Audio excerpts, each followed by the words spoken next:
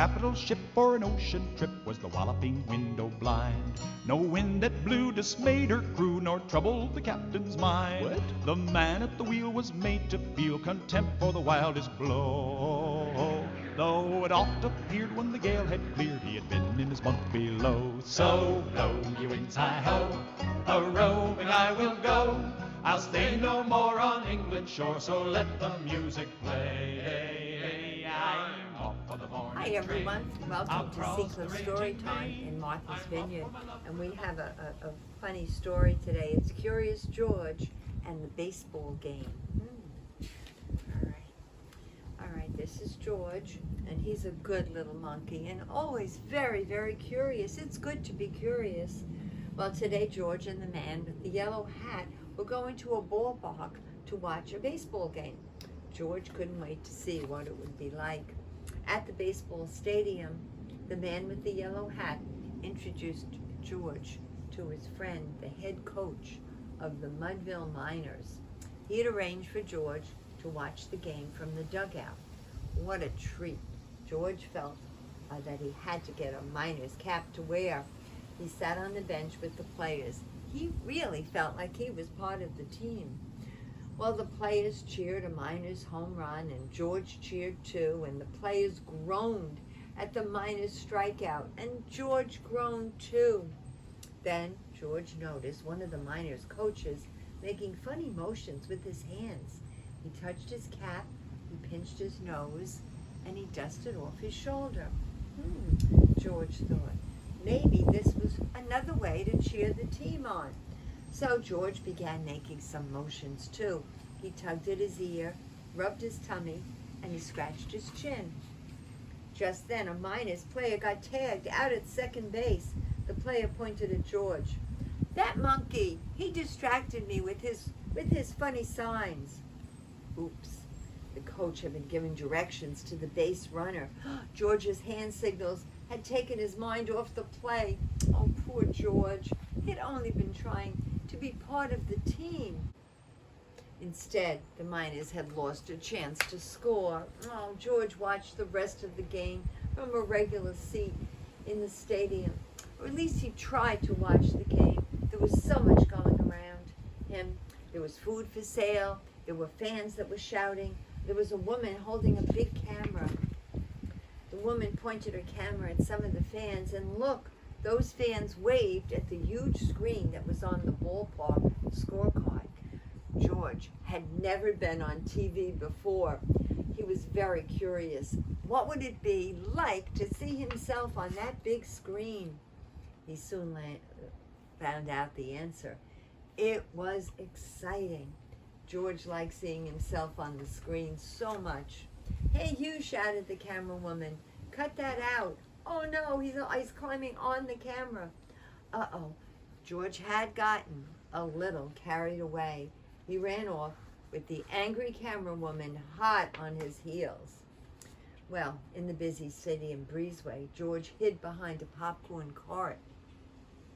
He waited for the woman to pass by. Just then, George heard a noise behind him. It was a quiet noise. It was like a sigh or a sniff.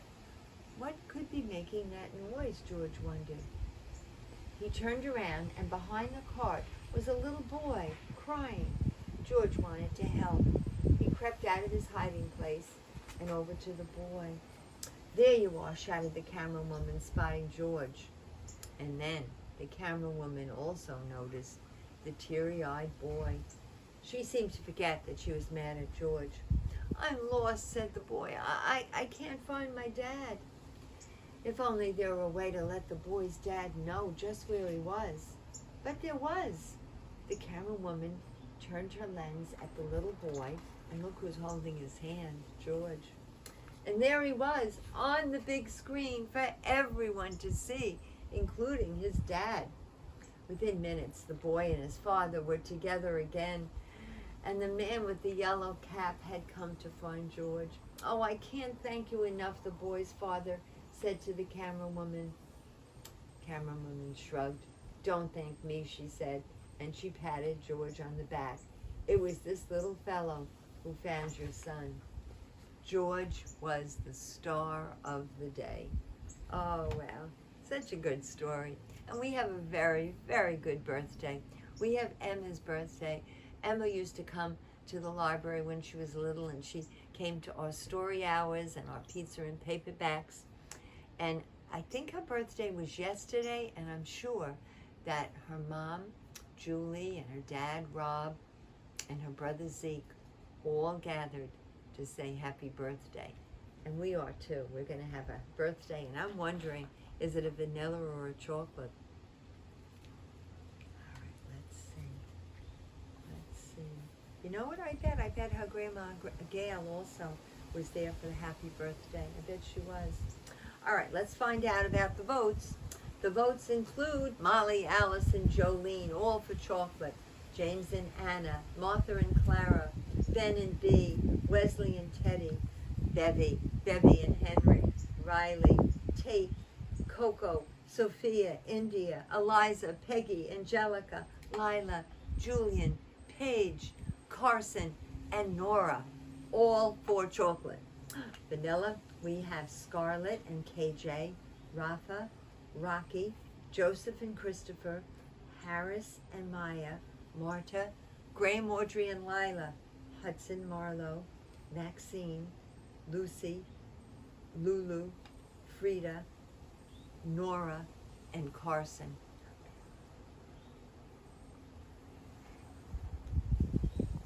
19 for vanilla.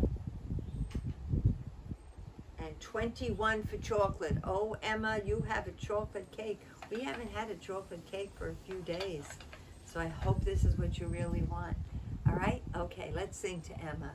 Happy birthday to you. Happy birthday to you. Happy birthday, dear Emma. Happy birthday to you. All right. Thank you, cameraman Dan.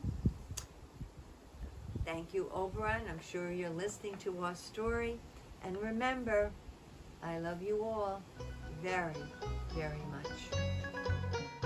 A capital ship for an ocean trip was the walloping window blind. No wind that blew dismayed her crew nor troubled the captain's mind. What? The man at the wheel was made to feel contempt for the wildest blow.